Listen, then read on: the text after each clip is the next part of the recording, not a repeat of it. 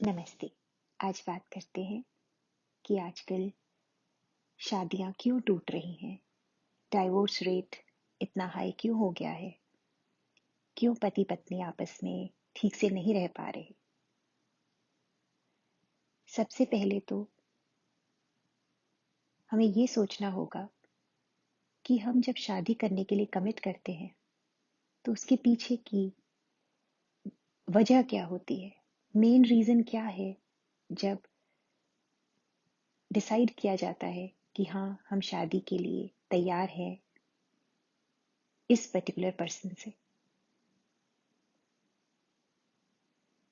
अगर शादी का रीजन ठीक है तो डाइवोर्स नहीं हो सकता। लेकिन आजकल 90% से भी ज्यादा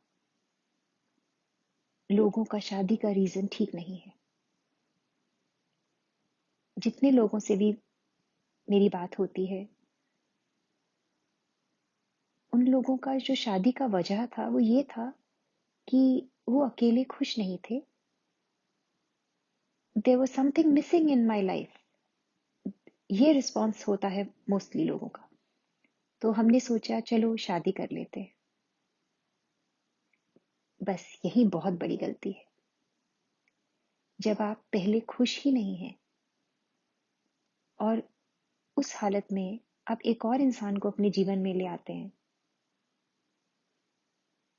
हो सकता है वो इंसान भी खुश ना हो।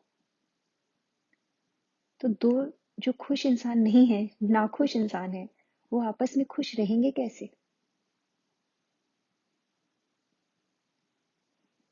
शादी तब करनी चाहिए जब आप अपनी लाइफ में पूरी तरह से सेंटर्ड हैं, खुश हैं, बैलेंस्ड हैं, और जब आप तैयार हैं किसी को कुछ देने के लिए, लेने के लिए नहीं। अगर आप शादी कुछ लेने के लिए करते हैं, कुछ भी हो सकता है। अगर आपको लगता है इससे शादी करने के बाद मेरा फाइनेंशियल स्टेटस बड़ा हो जाएगा, इससे शादी करने से लोग मुझे देखेंगे कि देखो कितना हैंडसम है या कितनी ब्यूटीफुल है मेरी वाइफ या हस्बैंड, हैंडसम है, यानी कि आप कुछ गेन करना चाह रहे हैं। ये वजह ठीक नहीं है। अगर वजह ठीक नहीं होगी तो फिर शादी टिकेगी कैसे, वो तो टूटेगी ही। तो शादी करने से पहले, कमिट करने से पहले हम सबको अपने पे काम करना चाहिए। हम सबको खुद कंप्लीट होना चाहिए। कोई ऐसा नहीं है कि ये जो कहा जाता है the other person completes me, no, we all are complete. भगवान ने हमें कंप्लीट ही बना के भेजा है। जो दूसरा इंसान आएगा वो अपने साथ अपनी बहुत सारी खुशियां लाएगा और हम अपनी बहुत सारी खुशियां ले जाएंगे। तब हमारा जीवन सुखी हो सकता है। लेकिन हम भी उदास, सामने वाला भी उदास, तो फिर तो वो टूटने वाली बात ही है।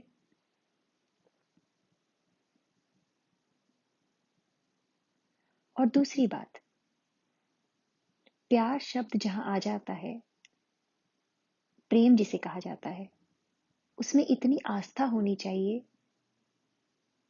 जो आस्था जैसे ईश्वर में होती है, वैसी ही आस्था प्रेम होता है। बिना आस्था के आप किसी को प्यार नहीं कर सकते। जैसे एक बच्चे को पूरी आस्था होती है अपनी माँ पे, वो माँ को एनालाइज नहीं करता। कभी आपने देखा है छोटा बच्चा अपनी माँ को एनालाइज कर रहा हो कि हाँ, माँ तो है, बस इसमें ये क्वालिटी नहीं है, यहाँ ये चीजें गलत है। नहीं,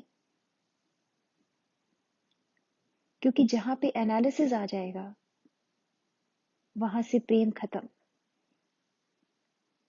पर आज की हमारी हालत तो ये है कि हम इंसान को क्या, ईश्वर पे भी आस्था नहीं है, हम उनको भी एनालाइज करते हैं।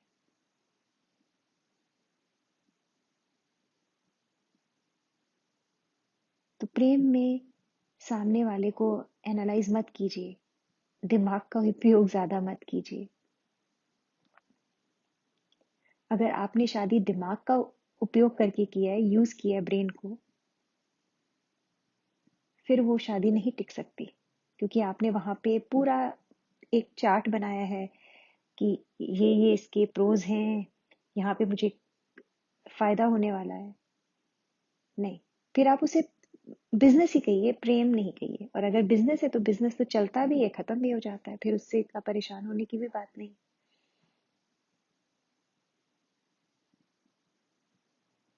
ये बहुत बड़ा और लंबा टॉपिक है, इस पे और फिर बात कर सकते हैं।